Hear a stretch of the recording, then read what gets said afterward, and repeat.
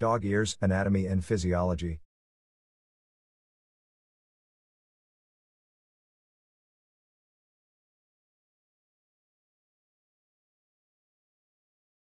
Dog ears, anatomy and physiology. The dog's ear is an amazing and unique part of their anatomy. It is crucial to the way they function, and provides a level of hearing several times more powerful than man's. In this brief article, we'll go through some of the physiology of dog ears, as well as their basic construction. The dog's outer ear is made up of the ear flap, which is also termed a pinna, and can stand upright, sometimes called a prick ear, or have a floppy appearance.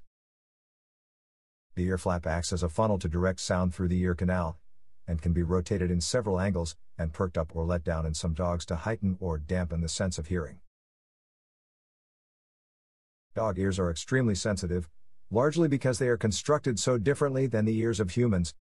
It is proposed that dogs hear more than 6 times more accurately than humans. They are made from 3 parts, consisting of the outer ear, the middle ear, and the inner ear. The outer ear is made up of the ear flap, which is often called a pinna, and can be floppy or pricked up. This acts as a funnel to direct sound into the ear canal, which, unlike in humans, is thin and narrow. The outer and middle ear are separated by a thin membrane called the eardrum. This membrane is extremely fragile, and can be damaged by infections or during ear cleaning. This middle ear is made up of 3 bones, the bulla, a cavity filled with air, and a thin tube that goes to the back of the mouth. The inner ear, which is connected directly to the brain, controls balance and hearing. Dog ears are notorious for their infections and problems, especially dogs with large, floppy ears or that spend a lot of time in water.